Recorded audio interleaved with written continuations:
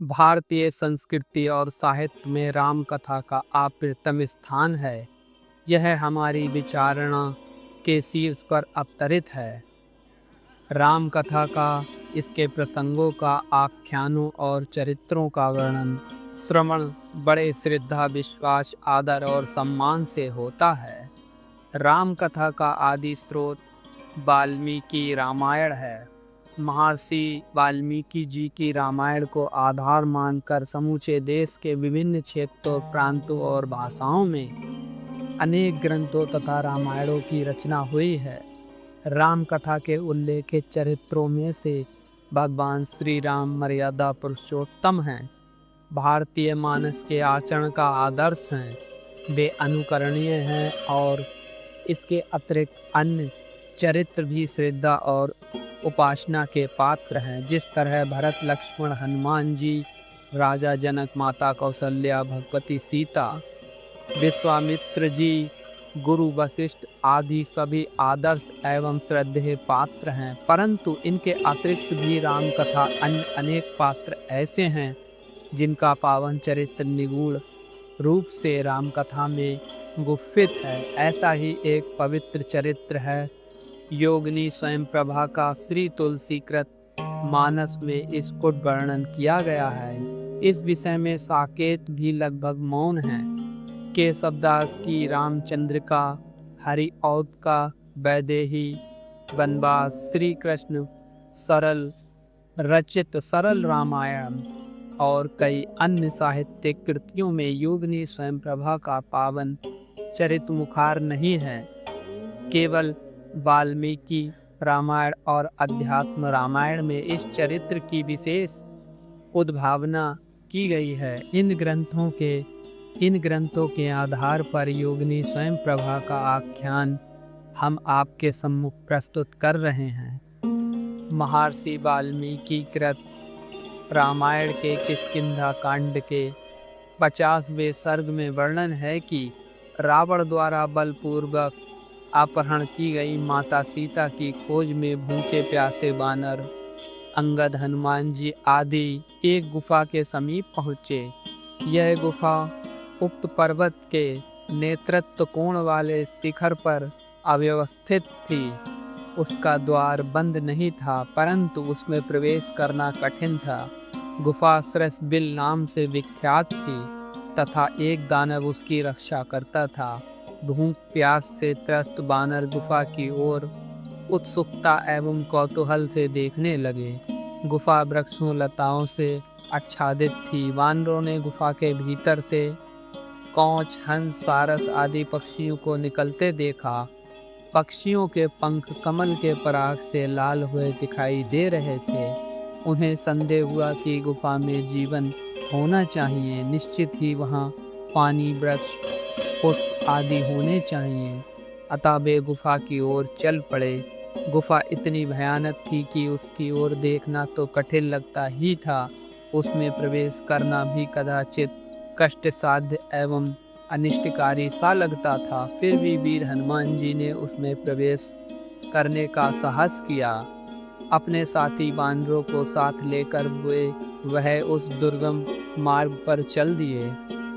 यहाँ महर्षि वाल्मीकि जी ने लिखा है, ते प्रतिष्ठा स्तु वेगेन तद्विलं कपि कुंजरः प्रकाशं चाभिरामं च द्रदेशु देशमुत्तमम्। वे श्रेष्ठ वानर उस बिल में वेगपूर्वक प्रविष्ट हो गए। भीतर जाकर उन्होंने देखा कि वह स्थान बहुत ही उत्तम, प्रकाशमान और मनोहर था। वहाँ के सभी वृक्ष स्वर्णमय थे और उनसे अग्नि के समान प्रभा निकल रही थी। ताल, तमाल, नागकेसर, अशोक, धव, चंपा, नागवृक्ष और कनेर आदि सभी वृक्ष पुष्पों और फलों से लदे हुए थे। वानरों ने वहाँ सब और सोने चांदी के बने श्रेष्ठ भवन देखे। गुफा में यहाँ वहाँ वितरण करते हुए, खोज करते हुए उन महातेजस्वी शूरवीर वानरों ने थोड़ी ही दूरी पर किसी स्त्री को भी देखा, जो बत्कल और कृष्ण मृग चर्म पहनकर नियत आहार करती हुई तपस्या में संलग्न थी और अपने तेज से प्रदीप्त हो रही थी। हनुमान जी ने तपसी से जिज्ञासा एवं विनयपूर्वक प्रश्न किया, हे देवी, तुम कौन हो? यह गुफा, यह भवन, ये रत्न किसके हैं? तब देवी ने उत्तर दिया, हे वानर श्रेष्ठ, महातेजस्वी महाविशारद, मैंने अपनी माया के प्रभाव से इस समुचे स्वर्णमय वन का निर्माण किया था। मायासुर पहले दानवों का विश्वकर्मा था। मायासुर ने ही इस दिव्य स्वर्णमय उत्तम भवन को बनाया है। उसने 1 सहस्त्र वर्षों तक घोर तपस्या करके ब्रह्मा जी से वरदान के रूप में शुक्राचार्य का सारा शिल्प वैभव प्राप्त किया था। बाद में मायासुर का हेमा नाम की अप्सरा से संपर्क हो गया। फलस्वरूप मायासुर और देवराज इंद्र में संघर्ष हुआ। इंद्र ने अपने वज्र से मायासुर का वध कर दिया। तत्पश्चात ब्रह्मा जी ने यह उत्तम वन, यहाँ का अक्षय काम भोग तथा सोने का भवन अप्सरा हेमा को प्रदान कर दिया। तापसी स्वयं प्रभा ने अपना वृतांत सुनाते हुए वानर श्रेष्ठ महावीर हनुमान जी से कहा, हे वानर श्रेष्ठ, मैं मेरु सावर्णी की कन्या हूँ। मेरा नाम स्वयं प्रभा है। मैं उस हेमा के इस भवन की रक्षा करती हूँ। नृत्य और गीत की कला में प्रवीण हेमा मेरी सखी थी। उसने मुझसे अपनी भवन की रक्षा की प्रार्थना की थी, इसलिए मैं इस विशाल भवन का संरक्षण करती हूँ। इसके उपरांत स्वयं प्रभा ने हनुमान आदि वानरों से उनके यहाँ आने का प्रयोजन पूछा। शुद्ध भोजन, फल आदि से सभी का सत्कार किया। स्वयं प्रभा के प्रश्नों के उत्तर में हनुमान जी ने उन्हें बताया कि दशरथ नंदन श्री रामचंद्र जी की भार्या श्री सीता जी का रावण ने बलपूर्वक हरण कर लिया है। वानर राज सुग्रीव श्री राम जी के मित्र एवं सहायक हैं। सुग्रीव के आदेश से ही हम सब वानरगण सीता जी की खोज में इस वन प्रांत, गिरी, गुफा आदि में घूम रहे हैं, परंतु सुग्रीव द्वारा निर्धारित 1 माह का समय समाप्त हो रहा है और हम अपना कार्य पूर्ण करने में असफल रहे हैं। हमें भय है कि सुग्रीव हमें दंड देंगे, वे हमें मार देंगे। स्वयं प्रभा सर्वज्ञ थी। उन्होंने वानरों से कहा, तुम सब वेगशाली वानरों से यूं तो बहुत ही संतुष्ट हूँ। धर्मानुष्ठान में लगे रहने के कारण मुझे किसी से कोई प्रयोजन नहीं रह गया है।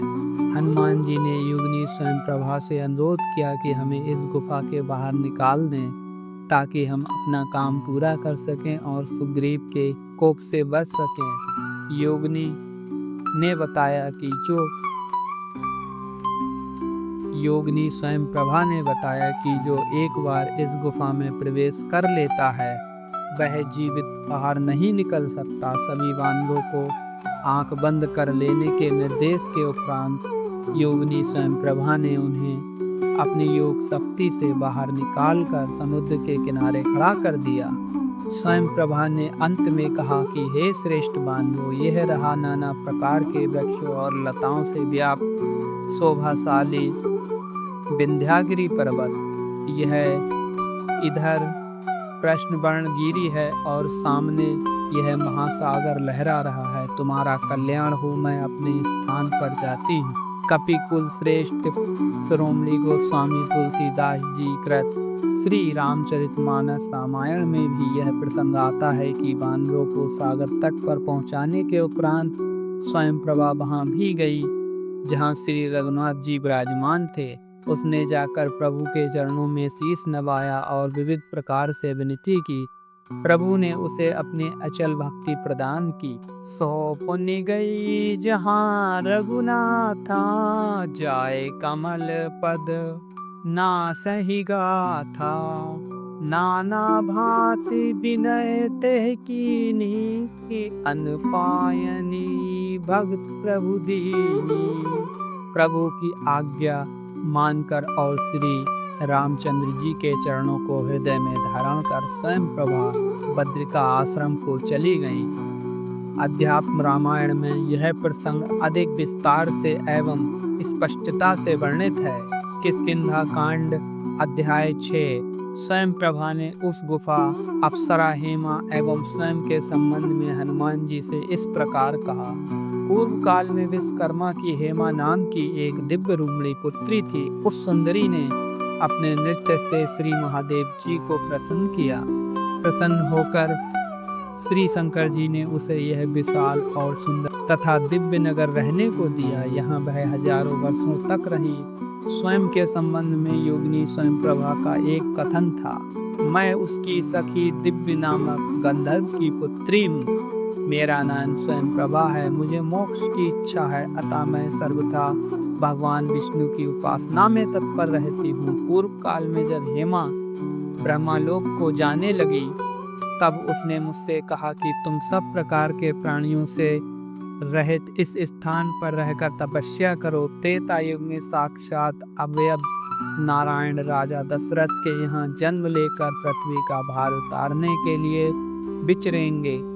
उनकी भार्या को ढूंढते हुए कुछ वानर तुम्हारी गुफा में आएंगे। उनका भले प्रकार सत्कार कर तुम श्री रामचंद्र जी के पास जाकर प्रयत्न पूर्वक वंदना और स्तुति करके भगवान विष्णु के नित्य धाम को चली जाओगी, जो योगियों को ही प्राप्त होने योग्य है। सभी वानरों को समुद्र तट पर पहुंचाकर तापसी स्वयं प्रभा उस गुफा को छोड़कर तत्काल श्री रघुनाथ जी के पास चली गई और उसने सुग्रीव तथा लक्ष्मण सहित भगवान श्री राम के दर्शन किए। अध्यात्म रामायण के किष्किंधा कांड के 6ठे सर्ग के श्लोक 61 से 82 तक योगिनी स्वयं प्रभा भगवान श्री राम का गुणानुवाद किया करती हैं। स्तुति की और उनकी अविचल भक्ति का वरदान मांगा, जिससे प्रसन्न होकर श्री राम ने स्वयं प्रभा को संबोधित कर कहा, भक्त्येवं महाभागे गच्छ तवं बद्रीवनं तत्रेतमा स्मरन्ति तवं त्वकेच्वेदं भूतपंचकं मामेव परमात्मां नाम चिरात् प्रतिपादिष्ये। श्री राम बोले, हे महाभागे, ऐसा ही होगा। अब तुम बद्रिका आश्रम को जाओ। वहाँ मेरा स्मरण करते हुए तुम शीघ्र ही पंचभौतिक शरीर को छोड़कर मुझ परमात्मा को ही प्राप्त हो जाओगे। श्री रघुनाथ जी के अमृत के समान मधुर वचन सुनकर स्वयं प्रभा उसी समय पुण्य क्षेत्र बद्रिका आश्रम को चली गईं। वहाँ अपने अंतकरण में श्री रघुनाथ जी का स्मरण करती हुई वह अंत में शरीर पात होने पर परम पद को प्राप्त हुई, अर्थात भगवान के संपूर्ण सानिध्य में चली गईं।